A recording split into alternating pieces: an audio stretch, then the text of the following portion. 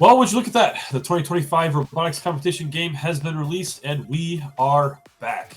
Coming up on tonight's episode of FRC Roundup, we'll be breaking down FRC REEFSCAPE, released this morning. We'll take a look at some early strategies, some possible choke points, and things about the game that might not be worth it. All of this and more coming up on Season 4 premiere of FRC Roundup. This video on fun is brought to you by viewers like you and also in partnership with the following. AndyMark is your one-stop shop for all your robotics competition needs. Celebrating 20 years of quality robotics parts and superior service, AndyMark employees have over 200 years of first-team experience. From mechanical and electrical products to tools and hardware, head on over to andymark.com for high-quality and affordable solutions. Build your alliance with so many other FRC alumni who go to Kettering University. Every student at Kettering experiences their cutting-edge co-op programs that seamlessly blend the professional and academic worlds. Kettering co-ops are a fully immersive working experience at the leading edge of industry. Head on over to kettering.edu/first to learn more about their incredible programs and to get more information.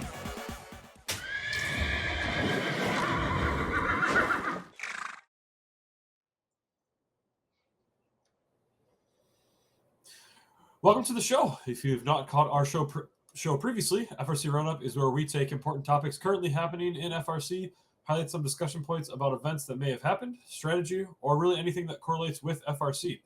If you, the fun community, think there's a topic that we should cover on FRC Roundup, please feel free to ping me in the fun Discord, and I'll be more than happy to take a look into it.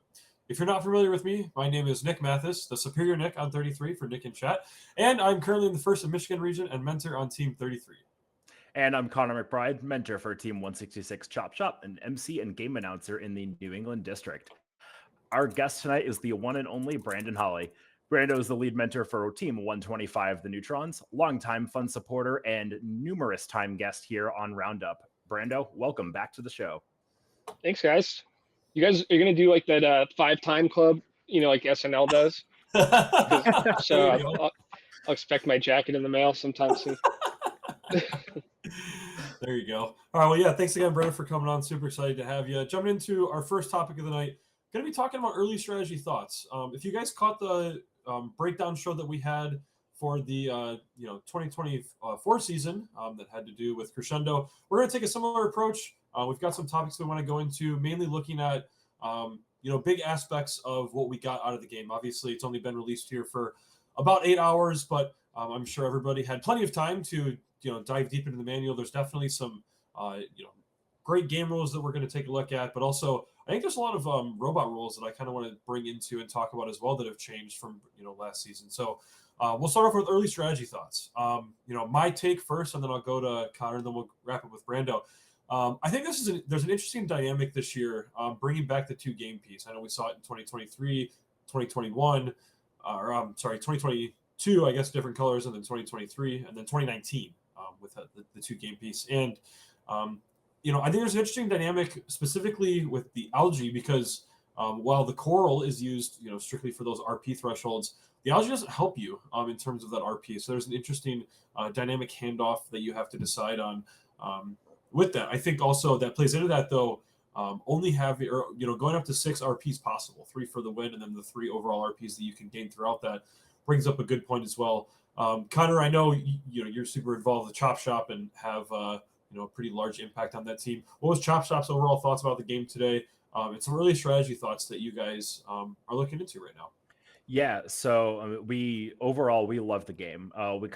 We had a really good feeling that it was going to be a pick and plays. As I said on the show in the past few episodes, we were designing an elevator in the off season. So all of our off season, at least for right now, is really started to pay off. But we saw the game and we immediately thought of deep space in the aspect of the I wanted to say cargo, but it's algae. That kind of pick and place. Also like kind of like with the defense rules where you can only have one of your robots on the other side of the field at a time. So not a whole lot of protected zones once you get across to your field. It's just around the reef and at the bridge. So the loading zones aren't even protected, which is wild to me. So I'm really curious to see how that kind of gets played out. I think there's some big shifts, especially from the last few years.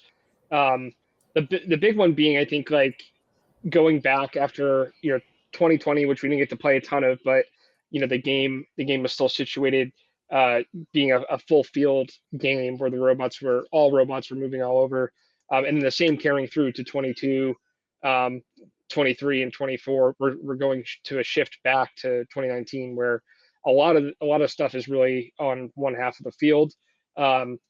Similar to what Connor said, you go to deep space, and how defense plays out, I think, is going to be interesting.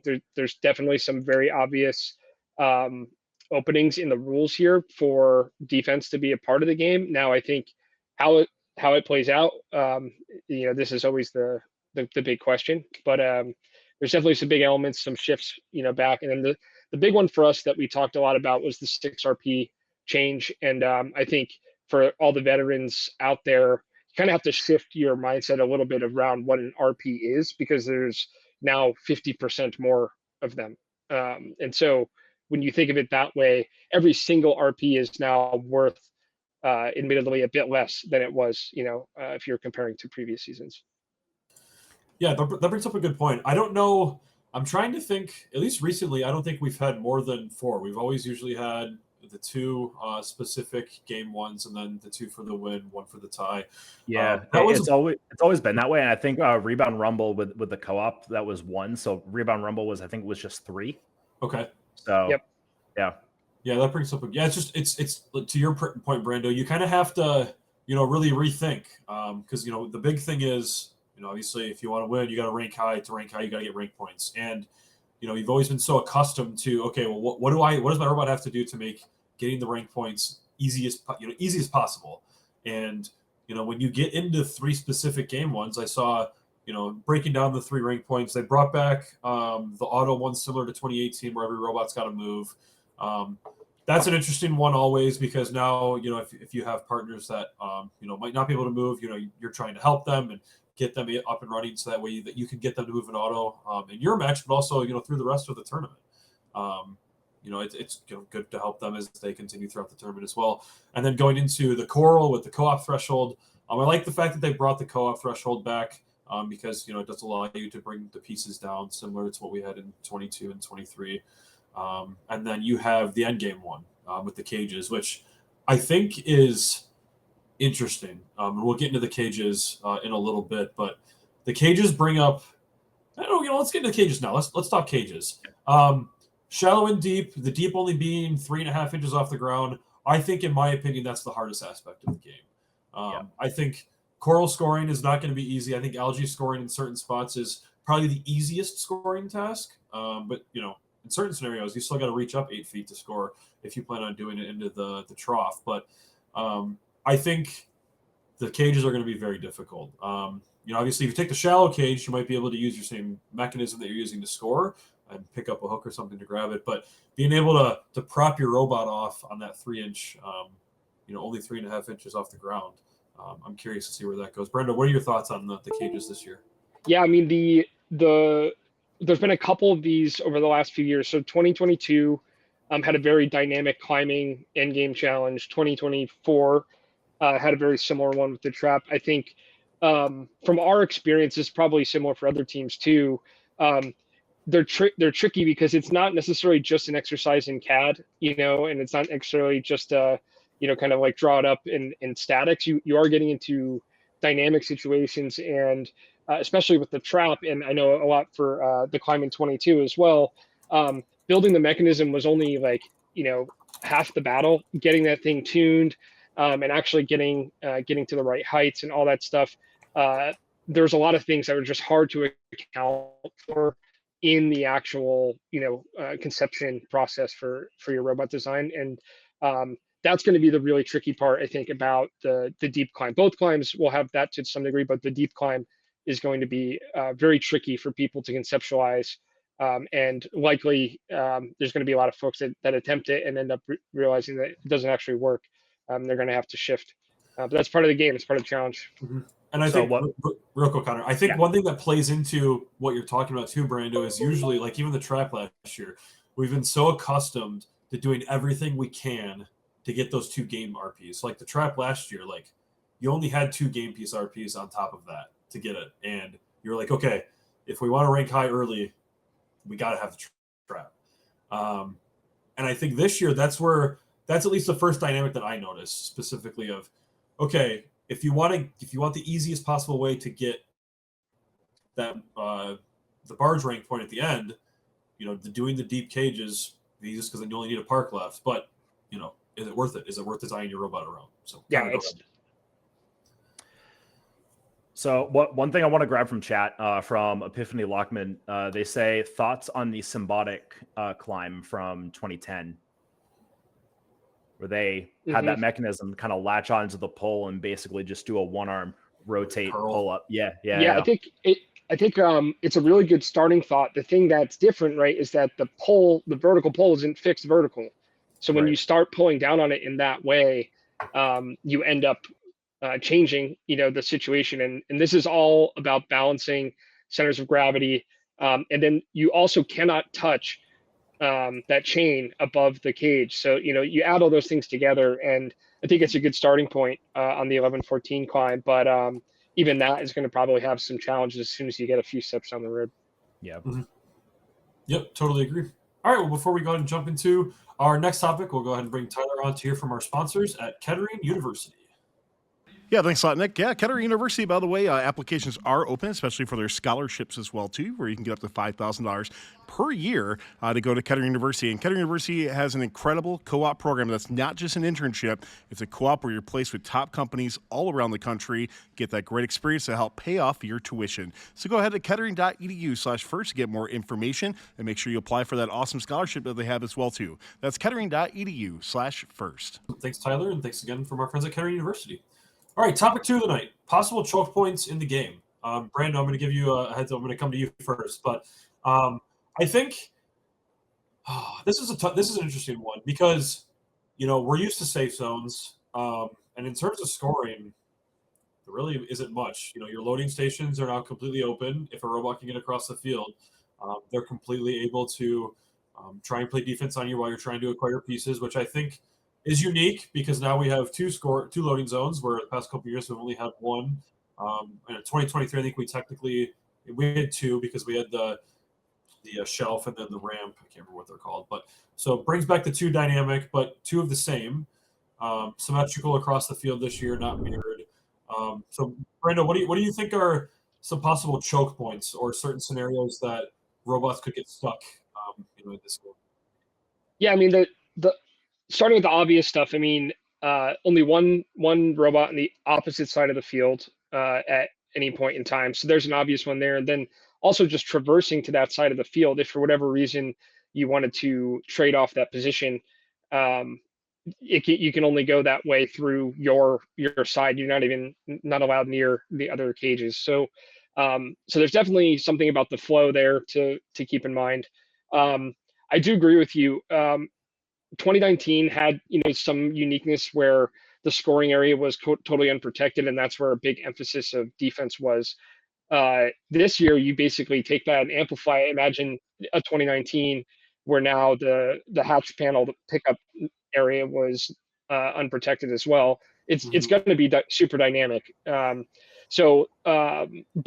the center, the reef being in the center of the field, I think will be the thing that really makes it more dynamic. So I think it will be hard to choke off any one point of the field, especially because that one robot rule. But I do think defense is going to find a way to be pretty effective, and there's going to probably be some robots that make a name for themselves this year by shutting down some teams with some really effective defense. Yeah, and one thing I want to highlight too, and then I'll come to you, Connor. Talking about choke points, defense in the game. First made a pretty big statement this year coming out with defense with pinning. Yes. For plenty of years, we've seen pinning always be a 5 count.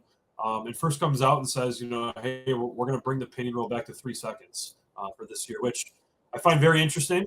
I'm not sure if 2024 champs had anything to do with that and the Einstein finals, but I'm interested to see how 3-second pinning is, and I think we're all accustomed to it. So I think it takes some time to kind of rewire our brains to get used to that. So Connor, what do you think are some possible choke points in this year's game?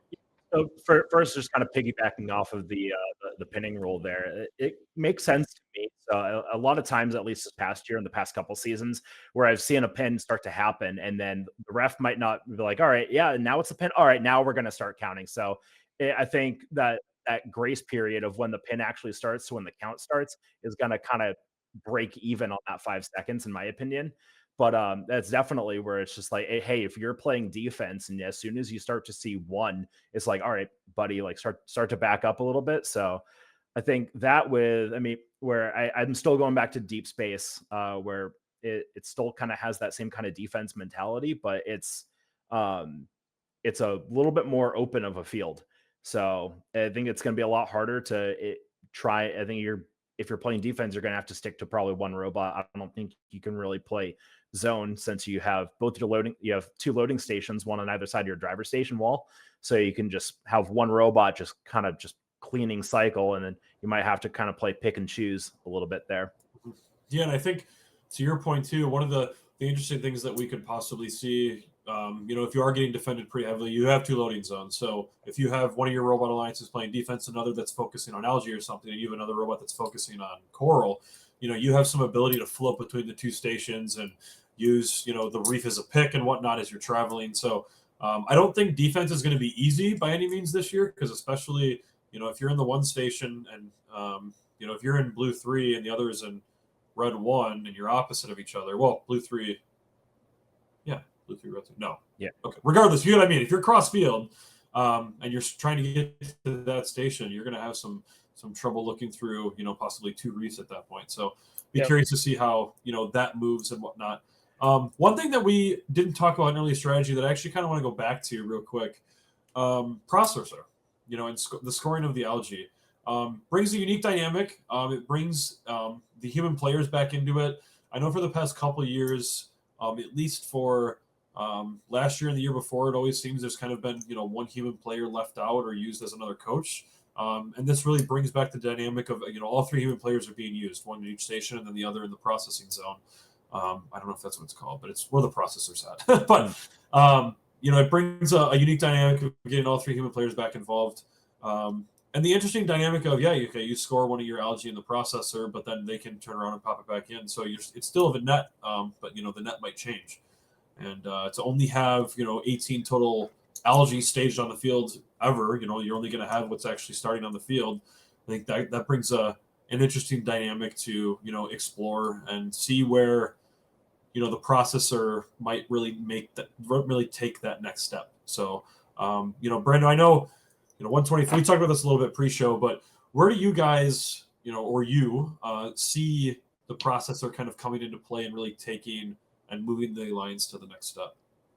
Yeah, it's algae as a whole, I think, is an interesting topic. And, the processor piece of it is interesting because it's a way to kind of, I think, maybe change the pace of the game a little bit and put some pressure on the opposing alliance in a very different type of way. If you go to the, these types of pick and place games and cycling games, you're really trying to get into a rhythm as an alliance and as a team. And that rhythm means basically doing the same thing or very similar thing over and over again.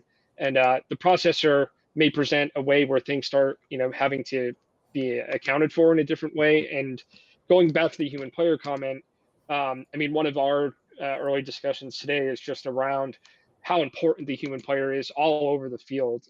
Obviously, the processor human player is important, but then also with multiple feeding stations and the type of game pieces we're talking about feeding, I think it's going to become a really important role to watch all over the field. So to your point, I think every human player has a very important job this year. Especially over in the loading zones. Correct me if I'm wrong. You can use your human players in the loading zones during auto to feed coral. Yep. So you could have some ridiculous autos of robots just cycling like crazy. The processor is going to be a really interesting one because like we've talked about it a little bit on 166, and it's like we kind of almost don't want the algae to go out of play. So it's like if we ever have our human player down at the processor, because while you're scoring into your processor on your side of the field, it's the other alliance's human player. But if you just take all that algae once it comes through and just huck it over to your side of the field, so you can just start scoring, you just have technically you get an unlimited threshold of points in that aspect. So, well, and one thing to your point, I'm curious to see if it ever develops to where like it's going to be an algae race. Like you're going to turn into, scoring the coral and whatnot, but then whoever's going to end up with the more, with the more algae at the end of the match and being able to score them into the processor. Because what I can see is, you get a defensive bot, so there's some play, but maybe you're hoarding all of your algae to the field. Last 15 seconds, hey, I'm going to throw all these into the processor, so that way the human player, only has a certain amount of time to possibly score them, to kind of remove what that. And slots. There's only so many slots you can score them before they're not going to stay in there anymore. Yep. Yeah. So that might be a big differentiator because it is 6 points, and if they're not able to, the human player is not able to either get them into the trough or run out of time, that you're taking. You're moving your 2-point net gain to the overall 6. So, all right. Well, before we go ahead and jump into our final topic of the night, we'll go ahead and hear from bring Tyler on to hear from our friends at AnyMark. Thanks a lot, Nick. We got a lot of great stuff. AnyMark's actually doing one of our giveaways tonight, so we'll get to that in just a moment as well, too. But if you didn't see tons of products that have come out from AnyMark recently, you got to check out at anymark.com. From the sport gearbox options, including Ratchet Sport as well, too. A lot of great stuff. Their churros, ELP fisheye lens, LED lights, wheels, driver station controls, climber box, and so much more. Go over to anymark.com, your one-stop shop for all things FRC. And as I mentioned, our giveaway tonight is going to be from our friends at AnyMark. It's for a $25 AnyMark gift card. Type in churro in chat right now. Absolutely delicious and comes in many different colors as well, too. So go ahead and type in churro, select your different colors, see which one you get. And if you do win, please go to funroboxnetwork.com and click giveaway winner. We'll draw for that in just a little bit. Back to you. Awesome. Thanks, Tyler. We're going to go ahead and hand it over to Connor to go over our final topic of the night. Yeah, so topic number 3. So we're going to be talking about maybe there might be some items within the game that you might just not think is worth it. I know last year, this time when we were talking about what we might not think is worth it, the trap came up, or in prior years, maybe a traversal climb or any form of climb, or just that really, really obscure ranking point. For me, it's putting the algae up high. Or like trying to shoot it or place it way up high. I think that in my mind is going to drastically decrease your cycle time, and also putting those algae out of play is another big thing as well that can really just kind of hurt your score. Granted, scoring them up high can also take them away from the opposing alliance, but I think the big thing for me, and at least on 166, is just the cycle time and designing for something to place all the way that high. So, Brando, what do you think? Yeah, that's a good one. I think there's a lot that people are going to talk about with algae. I think another big area of debate is a lot of teams are going to have is whether they're picking up the coral from the ground or not. And that'll be something that a lot of teams have to kick around. And coral's so vitally important to everything that, it's similar to, the hatch panel deal in 2019. It's so vitally important that it's not really a debate around like, should we be focusing on this? I think the question is more around, well, how fast can I build a manipulator to pick a coral up off the ground in a pretty challenging game piece when I have a feeder station, so close nearby, and I have 2 of them. So I think that's going to be a big debate for teams too. Yeah, agreed. I think, Connor, I definitely agree. I don't know that scoring into the trough directly from the robot's worth it. I think that brings up a good one. Yeah. So there's 2 ways I want to go about this. One, the coral versus algae discussion is very intriguing to me. Just because I'm going to spin this in a way kind of opposite of the topic, but items in the game that I think might be worth it. I think for certain teams, it is 100% going to be worth it to specialize in one piece.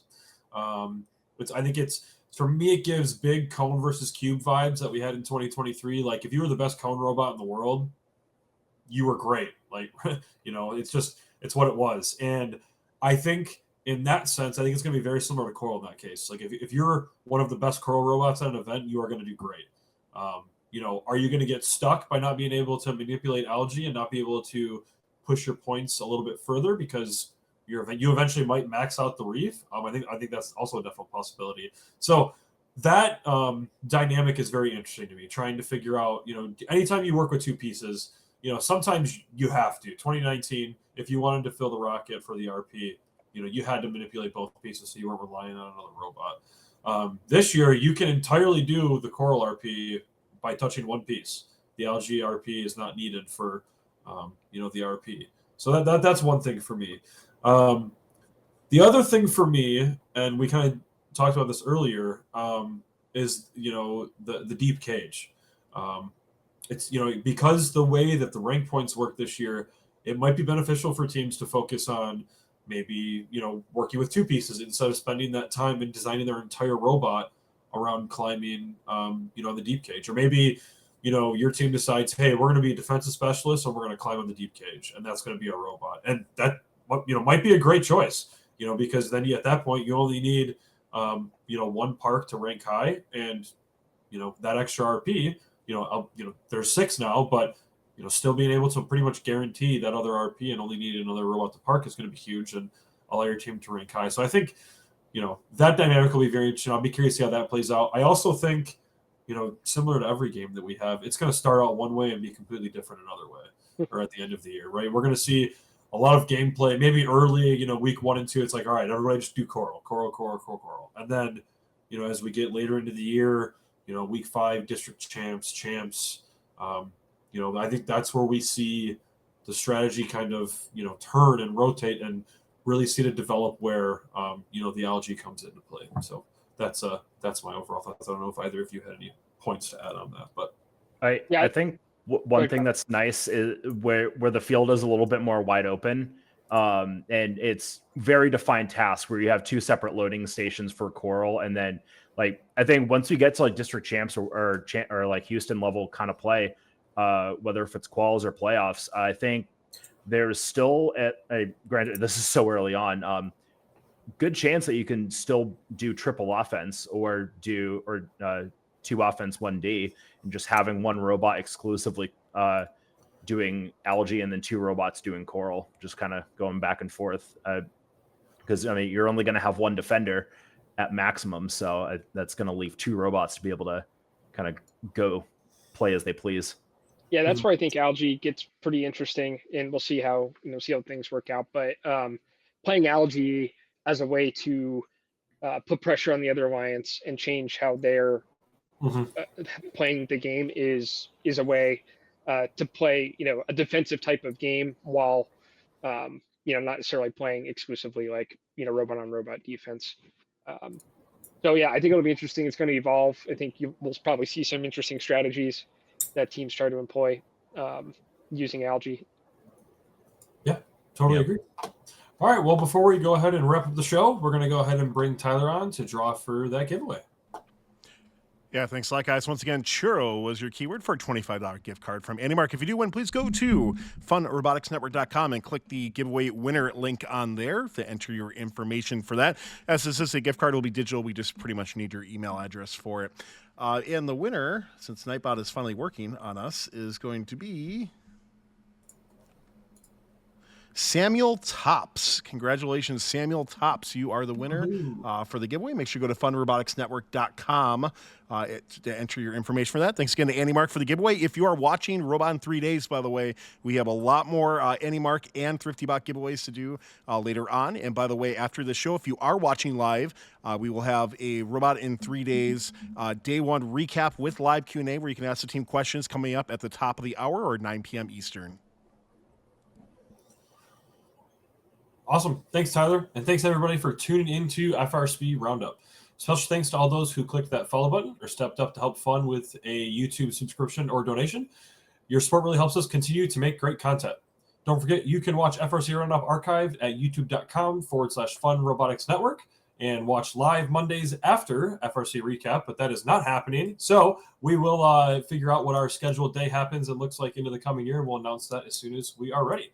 Thank you to Brando, to our guests for coming on, and on behalf of our producer, Tyler Olds, and my co-host, Connor, and all Fun correspondents, I'm Nick Jr., and thanks for watching.